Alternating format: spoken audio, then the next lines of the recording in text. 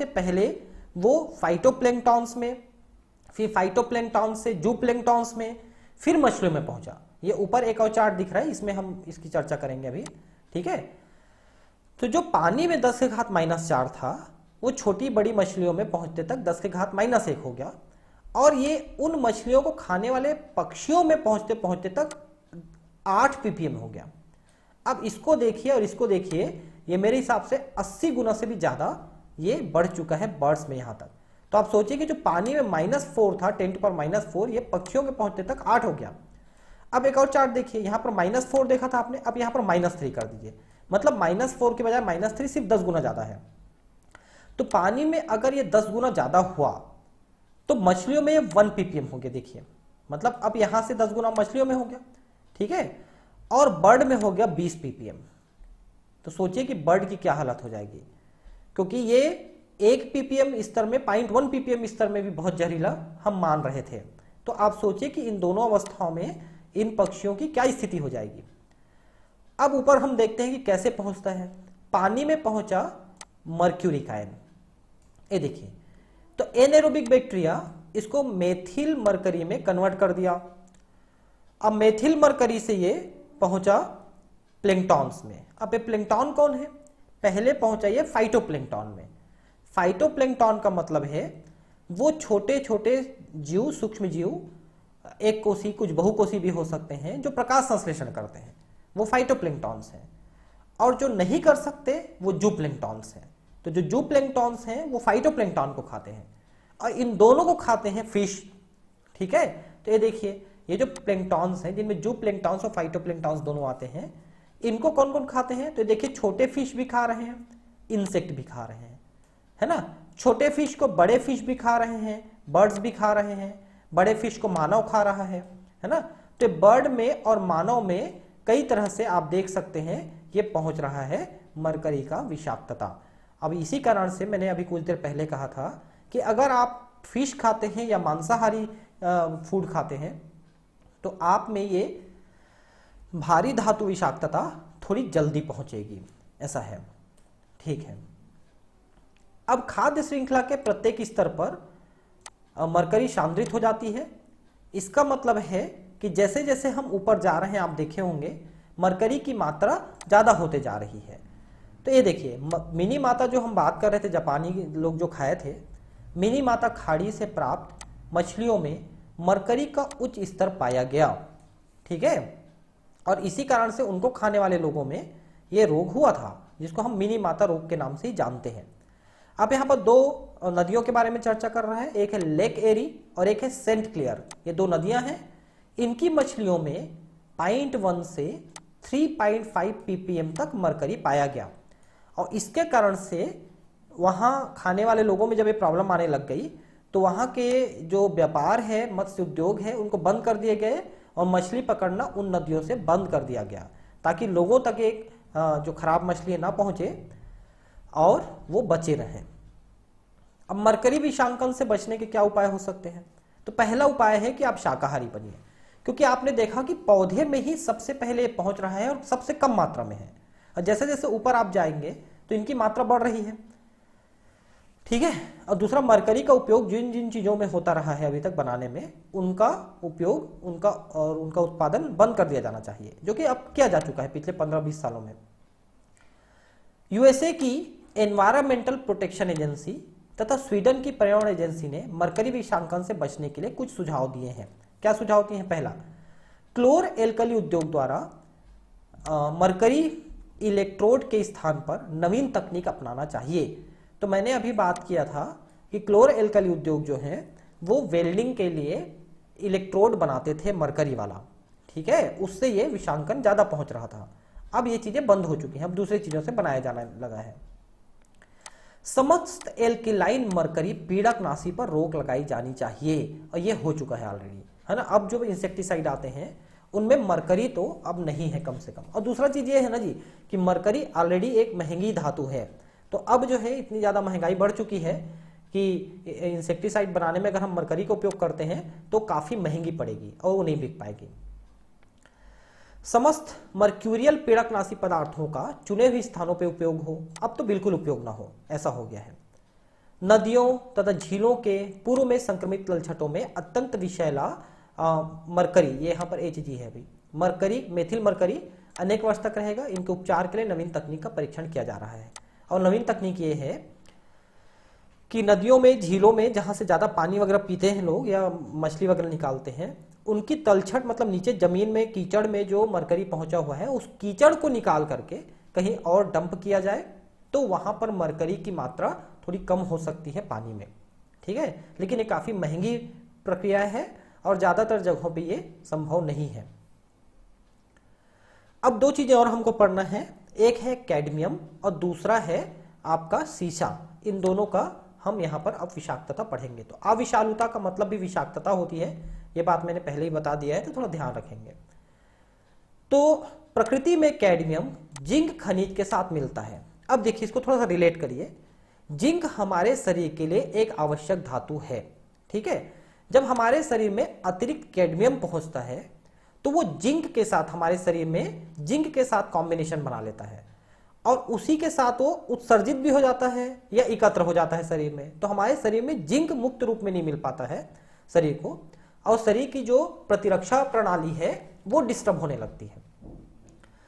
उद्योगों द्वारा बाह्य स्राव का मतलब ये है कि उद्योग जो अपना जो उत्सर्जित पदार्थ हैं उद्योगों से निकले हुए जो बहा दिए जाते हैं नालियों में, खदानों द्वारा। खदानों द्वारा का मतलब क्या है, देखिए खदान जो बनाते हैं कोयला वगैरह निकालने के लिए, तो बड़े बड़े उनमें गड्ढे हो जाते हैं, उन गड्ढों में पानी भर जाता है, उस पानी को पंप द्वारा बाहर फेंका जाता है, उसके बाद उसमें से और कोयला निकाला जाता है। तो वो जो पानी होता है ना जो निकाला जाता है उससे करोड़ों लीटर, उसमें ये काफी ज्यादा मात्रा में कैडमियम होता है। मेटल प्लेटिंग, ये आप जानते होंगे कि एक मेटल के ऊपर दूसरे मेटल की कवरिंग चढ़ाई जाती है ताकि उसमें रस्टिंग मत हो। जल पाइप जो अभी हमने बात किया था पीवीसी, उनमें भी कैडमियम होता है। तो आजकल देखना लिखा रहता है कैडमियम फ्री, मतलब उसमें कैडमियम नहीं रहेगा। उसी पीवीसी पाइप को आप पीने के पानी के लिए इस्तेमाल कर सकते हो, नहीं तो फिर उसमें कैडमियम आएगा तो लीवर किडनी कुछ नहीं बचेगा। चिमनियों द्वारा निकलकर कैडमियम जल एवं मृदा में एकत्र हो जाता रहता है और भोजन के विभिन्न स्रोतों द्वारा मनुष्य के देह में पहुंचता है और जैव रासायनिक क्रिया द्वारा जिंक को हटा देता है। अभी मैंने इसकी चर्चा की थी आपको। और जिंक हट गया तो आपके शरीर की जो संचालन प्रक्रिया है वो धीरे धीरे डिस्टर्ब होने लगेगी। उच्च रुधिर दाब ब्रिक टेस्टिकुलर ऊतक और आरबीसी को हानि पहुंचाता है। तो ब्लड प्रेशर बढ़ जाएगा, किडनी डैमेज हो जाएगा, ब्रिक मतलब किडनी, टेस्टिकुलर ऊतक, टेस्टिस मतलब वृषण, वृषण के अंदर जो सेमिनिफेरस ट्यूब्यूल वगैरह हैं जो स्पर्म बनाते हैं उनको नुकसान कर देगा, आरबीसी को नुकसान करेगा। और जलीय जीवों के लिए तो ये अत्यधिक विषालु होता है, अत्यधिक टॉक्सिक होता है जलीय जीवों में। यहां पर आप देख सकते हैं किस तरह से कैडमियम हमारे शरीर में पहुंचता है और कैसे वो काम करता है। तो ये कैडमियम आयन है, आप देख सकते हैं, ठीक है। Excessive daily doses, injection plus inhalation के द्वारा 500 माइक्रोग्राम। देखिए इंजेक्शन का मतलब होता है खाना और इनहेलेशन का मतलब होता है सांस द्वारा जाना, ठीक है। तो सांस द्वारा, खाने द्वारा हमारे शरीर में 500 माइक्रोग्राम जा रहा है डेली कैडमियम। ये हमारे शरीर में पहुंच के फ्री कैडमियम आयन बनाता है और कैडमियम आयन जिंक को हमारे शरीर से रिप्लेस कर देता है ना। Exchange with zinc containing enzyme to alter metabolic activity. Zinc हमारे शरीर में बहुत सारे एंजाइम्स के लिए आवश्यक होता है। अगर आप जानते होंगे कार्बोनिक एनहाइड्रेज एंजाइम जो हमारे आरबीसी के अंदर क्लोराइड शिफ्ट चलाने का काम करता है, जिससे सोडियम बाइकार्बोनेट बनता है और वो हमारे CO2 का परिवहन करता है। तो कार्बोनिक एनहाइड्रेज में भी जिंक होता है। तो ऐसे बहुत सारे एंजाइम्स जिनमें जिंक होते हैं उनको ये रिप्लेस कर देते हैं कैडमियम और उनकी कार्यप्रणाली को डिस्टर्ब कर देते हैं। अब इससे क्या क्या प्रॉब्लम होगी, तो एक तो रीनल डिसफंक्शन हो जाएगा, मतलब किडनी सही काम नहीं करेगा, ब्लड कम बनेगा तो एनीमिया हो जाएगा और ये ब्लड प्रेशर को बढ़ाएगा, हाइपरटेंशन, बोन मेरो डिसऑर्डर, मतलब बोन मेरो जो ब्लड बना रहा है उसमें डिसऑर्डर आ जाएगा, इसीलिए तो एनीमिया भी हुआ, ठीक है। और फिर हो जाएगा कैंसर। जितने भी भारी धातु हैं ये कैंसर उत्पन्न करते हैं। तो ये सारी प्रॉब्लम कब होगी, जब हम डेली 500 माइक्रोग्राम के आसपास कैडमियम लेते हैं तो।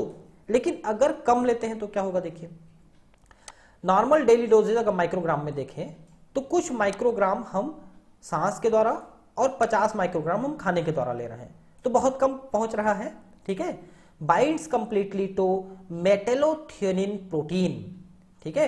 मेटेलोथियोनिन प्रोटीन ये क्या होता है, एक प्रोटीन है जो ब्लड में रहता है और ये किडनी के द्वारा शरीर से उत्सर्जित कर दिया जाता है, इसलिए ये इसका 99% पार्ट जो है शरीर से निकल जाता है। मतलब अगर कम मात्रा में हमने खाया है कैडमियम को तो केवल 1% जो है किडनी में और शरीर के दूसरे भागों में एकत्र होता है। तो परिणाम यह होता है कि अगर कम मात्रा में आप कैडमियम खा रहे हो तो उसकी काफी मात्रा को शरीर बाहर निकाल सकता है।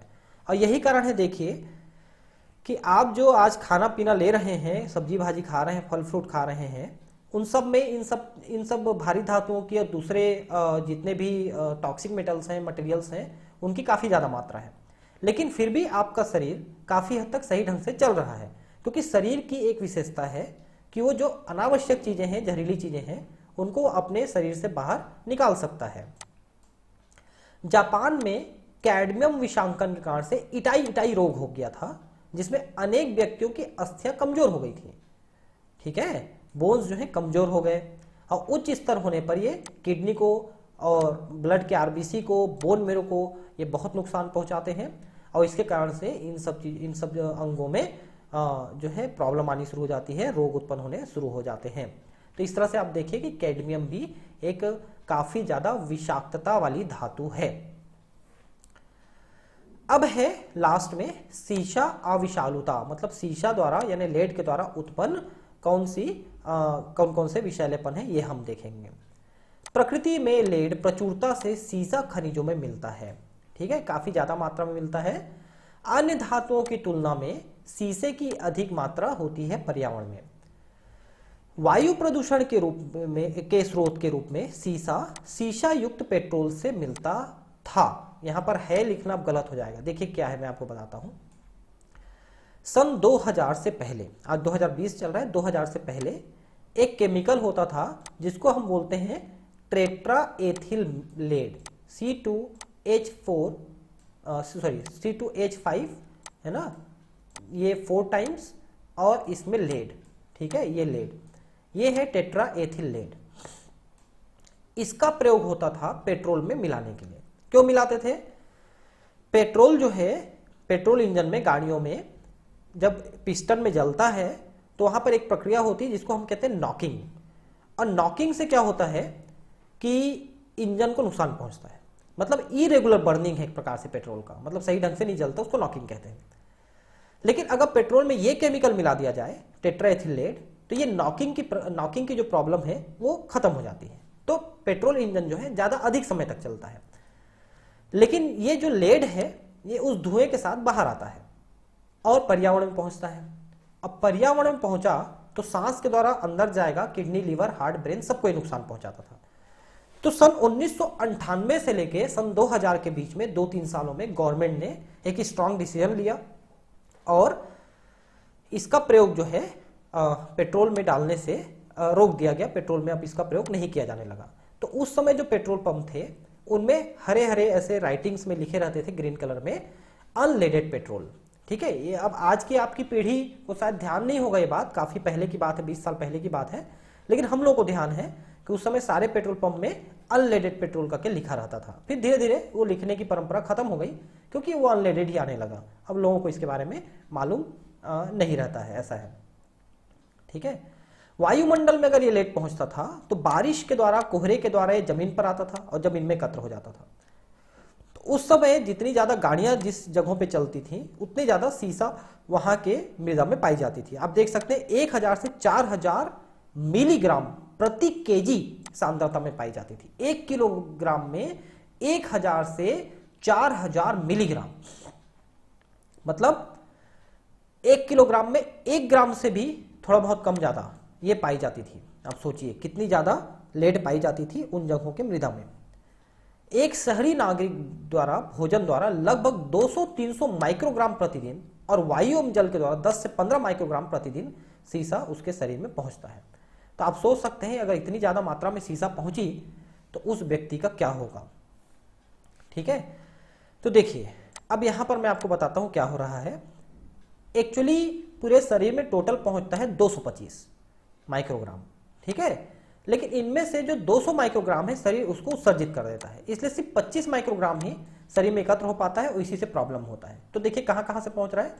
तो पहला है वाटर सॉल्युबल एंड कॉम्प्लेक्स्ड, मतलब पानी में घुल करके या किसी और कंपाउंड के साथ जुड़ करके 15 माइक्रोग्राम लेड पहुंचता है। हवा के द्वारा 10 माइक्रोग्राम पहुंचता है। ठीक है, तो ये हो गया टोटल 25। और 200 माइक्रोग्राम पहुंचता है फूड के द्वारा, लेकिन जैसा मैंने कहा कि ये 200 जो पहुंच रहा है उतने के बराबर तो निकल जाता है शरीर से, इसलिए पहुंचा सिर्फ 25, रुका जो शरीर में। और ये जो है विशेषकर हड्डियों में, बोन्स में ये एकत्र हो जाते हैं। और बोन्स में अगर एकत्र हुए तो फिर धीरे धीरे बोन को ये कमजोर करते चले जाते हैं, ये प्रॉब्लम हो जाती है। ठीक है, तो देखिए लिखा है इसमें से कि इनमें से करीब जो 200 माइक्रोग्राम सीसा है वो तो उत्सर्जित हो जाता है, किंतु 25 माइक्रोग्राम अस्थियों में एकत्र हो जाता है और अस्थियों को धीरे धीरे कमजोर करने लगता है। रुधिर को भी हानि पहुंचाता है अधिक मात्रा में होने पर, क्योंकि रुधिर एंजाइम प्रभावित हो जाते हैं, जिसके कारण से रुधिर बनते हैं, बहुत सारे एंजाइम से बोन मेरो में, तो वो डिस्टर्ब हो जाते हैं, तो रुधिर का बनना सही ढंग से नहीं हो पाता है, ब्लड का बनना, इसी कारण से एनीमिया होने लगता है। जो रुधिर व्यवस्था में रुकावट डालते हैं तथा मध्य संग्रह पदार्थ इंटरमीडिएट एक्यूमुलेट जैसे डेल्टा एमिनो लैबुलिनिक अम्ल बनाते हैं। ये एक एमिनो एसिड है लैबुलिनिक अम्ल, तो ये बन जाता है और ये फिर रुधिर बनने में दिक्कत पैदा करता है। सीसा विषांकन को चिलेटिंग एजेंट, देखिए चिलेटिंग या इसको किलेटिंग भी कहते हैं, ये क्या होता है मैं आपको बता दूं, कोई ऐसा केमिकल जो दूसरे केमिकल के या दूसरे एलिमेंट के साथ जुड़ सकता है उसको किलेटिंग कहते हैं।